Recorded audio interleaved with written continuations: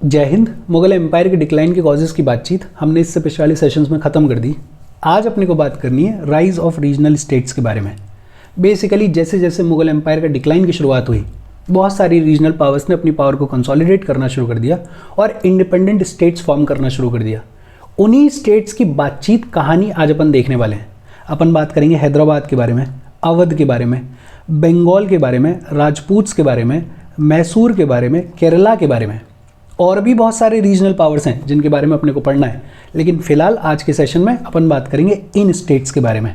आगे बढ़ने से पहले please like the video, share कर दो और चैनल को सब्सक्राइब कर लो। देखो, सबसे पहली चीज़ तो ये कि जैसे ही मुगल एम्पायर का डिक्लाइन की शुरुआत हुई, रीजनल पावर्स ने अपनी पावर को कंसोलिडेट करना शुरू किया और बहुत सारे नए नए स्टेट्स इमर्ज हुए।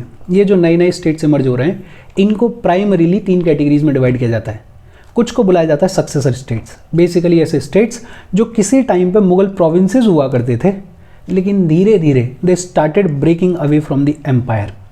ये वो स्टेट्स हैं जो एकदम से मुगल एम्पायर से अलग नहीं हुए हैं। इनका एलिजेंस, इनकी वफादारी नाम मात्र के लिए अभी भी मुगल एम्पायर के प्रति है, लेकिन अंदर ही अंदर ये ऑलमोस्ट इंडिपेंडेंट स्टेट की तरह से फंक्शन कर रहे हैं और इवेंचुअली फिर इंडिपेंडेंट हो भी जाएंगे। इसमें जो प्रेडोमिनेंट एग्जाम्पल्स हैं उनमें है अवध। अवध यहाँ पर है लगभग। बंगाल अपने को पता है यहाँ पर है। फिर हैदराबाद ऑलमोस्ट यहाँ पर है। फिर कुछ ऐसे स्टेट्स थे जिनको बुलाया जाता है इंडिपेंडेंट किंगडम्स। बेसिकली जैसे ही प्रोविंसेस के ऊपर मुगल कंट्रोल थोड़ा ढीला हुआ, ये वो स्टेट्स थे जिन्होंने खुले में बोल दिया कि हम तो अब इंडिपेंडेंट हैं, अब हम मुगल अथॉरिटी को नहीं मानते हैं। जैसे मैसूर था इसमें, केरला था इसमें, राजपूत स्टेट्स थे इसमें। और तीसरी कैटेगरी थी न्यू स्टेट्स की। मुगल एम्पायर के प्रति कुछ लोगों ने रिबेल किया और रिबेल करने के बाद जिन स्टेट्स का फॉर्मेशन किया उनको बोलते हैं अपन न्यू स्टेट्स। जैसे मराठास हैं महाराष्ट्र वाले एरिया में, जैसे सिख्स हैं पंजाब वाले एरिया में, जैसे जाट्स हैं दिल्ली और दिल्ली के आसपास वाले एरिया में। तो 3 कैटेगरीज हैं जिनमें डिवाइड किया जाता है नए स्टेट्स के इमरजेंस को। कुछ को बुलाया जाता है सक्सेसर स्टेट्स, कुछ को बुलाया जाता है इंडिपेंडेंट किंगडम्स और कुछ को बुलाया जाता है न्यू स्टेट्स। अब अपन एक एक करके देख रहे हैं कि इन स्टेट्स की कहानी क्या है। सबसे पहले अपन बात करेंगे हैदराबाद के बारे में। और हैदराबाद को इंडिपेंडेंट स्टेट के जैसे स्टैब्लिश करने का आइडिया सबसे पहली बार जुल्फिकार खान ने रखा, लेकिन Zulfikar Khan passed away in 1713, तो अपने आइडिया को एग्जीक्यूट नहीं कर पाए। हैदराबाद को इंडिपेंडेंट स्टेट की तरह से स्टैब्लिश किया गया 1724 में। और किसने किया? चिनकिलिच खान ने। इस आदमी ने, चिनकिलिच खान ने 1724 में हैदराबाद को इंडिपेंडेंट स्टेट के जैसे स्टैब्लिश किया। चिनकिलिच खान को टाइटल मिला निज़ाम उल मुल्क अशफजा वन का। पॉपुलरली निज़ाम उल मुल्क के ही नाम से जानते हैं इसको। पिछले सेशंस में हम बात कर रहे थे कि मुगल कोर्ट में जितनी भी नोबेलिटी थी वो 3 ग्रुप्स में डिवाइडेड थी। एक ग्रुप था ईरानी ग्रुप, दूसरा ग्रुप था तुर्रानी ग्रुप और तीसरा ग्रुप था हिंदुस्तानी ग्रुप। ये जो तुर्रानी ग्रुप था इसका लीडर होता था निज़ाम उल मुल्क। यही आदमी जिसने हैदराबाद को इंडिपेंडेंट स्टेट के जैसे स्टैब्लिश किया 1724 में। हिंदुस्तानी ग्रुप के लीडर हुआ करते थे सैयद ब्रदर्स, जिनको हिस्ट्री जानती है किंग मेकर्स के नाम से। और हमें ये भी पता है कि ये जो तीनों ग्रुप्स हैं नोबेलिटी के, इनके बीच में कंपटीशन था, इनके बीच में जेलेसी थी, इनके बीच में इन्फ्लुएंस की लड़ाई थी। ये तीनों चाह रहे थे कि एम्परर के ऊपर ज़्यादा से ज़्यादा इन्फ्लुएंस उनका रहे, बाकी 2 का ना रहे। और इस कंपटीशन के चलते, इस लड़ाई के चलते निज़ाम उल मुल्क ने 1720 में सैयद ब्रदर्स को मार दिया। ये वो टेन्योर है जब मोहम्मद शाह एम्परर है। निज़ाम उल मुल्क किल्ड दी सैयद ब्रदर्स। बेसिकली हिंदुस्तानी ग्रुप के लीडर्स को तुर्रानी ग्रुप के लीडर ने मार दिया है। तो अब ये जो हिंदुस्तानी ग्रुप के लोग हैं ये शांत थोड़ी बैठेंगे, इन्होंने रिटेलिएट करना शुरू किया। अब ये मौका ढूंढ रहे हैं कि निज़ाम उल मुल्क को मारो। और इस कोर्ट पॉलिटिक्स से फ्रस्ट्रेट होके बेसिकली निज़ाम उल मुल्क अपनी जान बचा के कोर्ट को छोड़ के भागे हैदराबाद की तरफ और बोले कि अब हम अपनी गद्दी सजाएंगे हैदराबाद में। लेकिन हैदराबाद का कामकाज संभाल रहा था मुबारिस खान, जो कि मुगल गवर्नर था डेक्कन का। मुगल्स ने इसको अपॉइंट किया हुआ था हैदराबाद का कामकाज देखने के लिए। अब जब ये निज़ाम उल मुल्क आएगा तो मुबारिस खान गद्दी लेके थोड़ी बैठा हुआ है कि लो भाई साहब आप आओ और आप बैठ जाओ। इन दोनों के बीच में लड़ाई हुई और उस लड़ाई को बोलते हैं बैटल ऑफ शाकरखेड़ा, 1724 में हुई।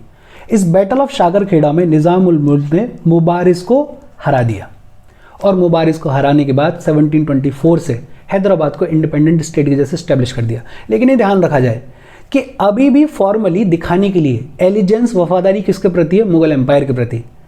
लेकिन विद इन हैदराबाद क्या होना है, किससे लड़ाई लड़नी है, किसको अपॉइंट किया जाएगा, किसको हटाया जाएगा, किसको मनसबदार बनाया जाएगा, ये सब कुछ इंडिपेंडेंटली किया जा रहा है हैदराबाद में 1724 के बाद से। निज़ाम उल मुल्क काबिल आदमी था।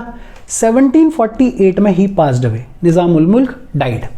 और उसके बाद की कहानी अपन ने एडवेंट ऑफ द यूरोपियंस वाले चैप्टर में बात की थी। लड़ाई हो गई सक्सेशन की। नासिर जंग इसका बेटा और मुजफ्फर जंग इसका ग्रैंडसन दोनों गद्दी के लिए लड़ना शुरू हो गए। नासिर जंग को सपोर्ट कर रहे थे ब्रिटिशर्स और मुजफ्फर जंग को सपोर्ट कर रहे थे फ्रेंच।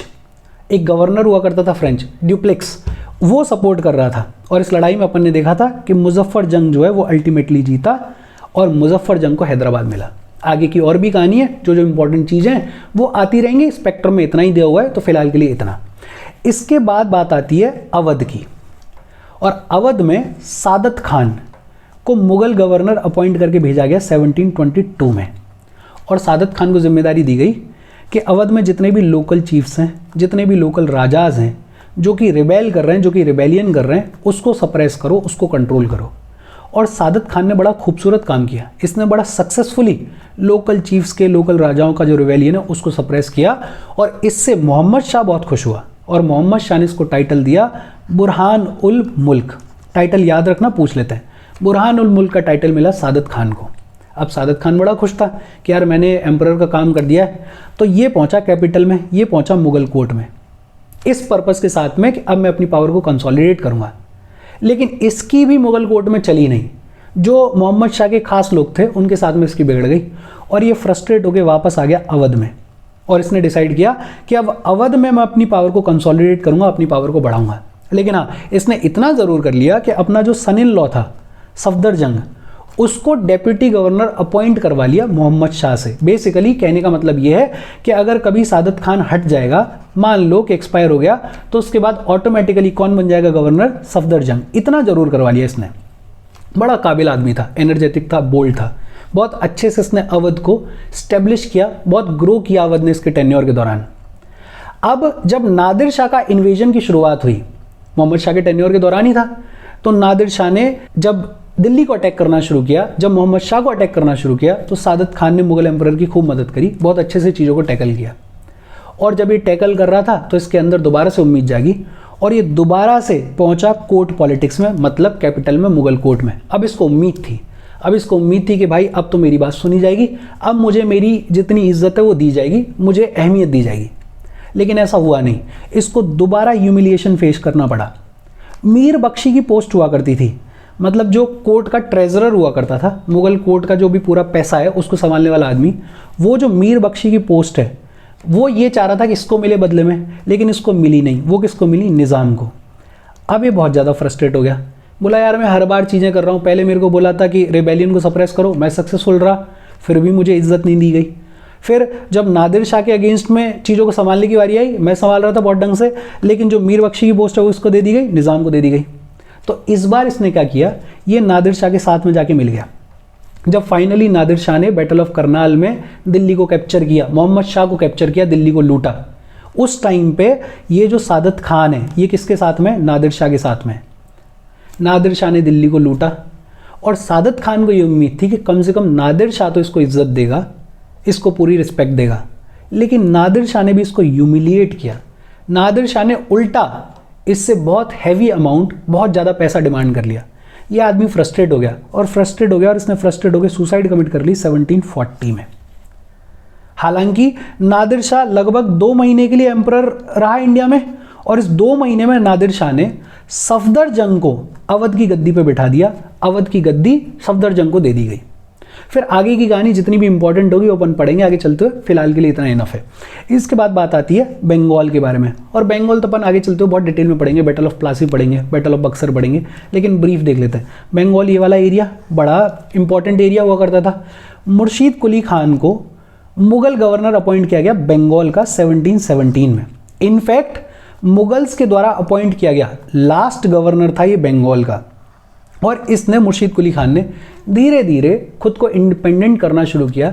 बेसिकली इन सब की कहानी यही है कि कहने के लिए, दिखाने के लिए मुगल एम्पायर के प्रति हैं, इनका जो एलिजेंस है, इनकी जो वफादारी है, लेकिन अंदर ही अंदर ये ऑलमोस्ट इंडिपेंडेंट रूलर की तरह से फंक्शन कर रहे हैं। और मुर्शिद कुली खान बड़ा एबल आदमी था।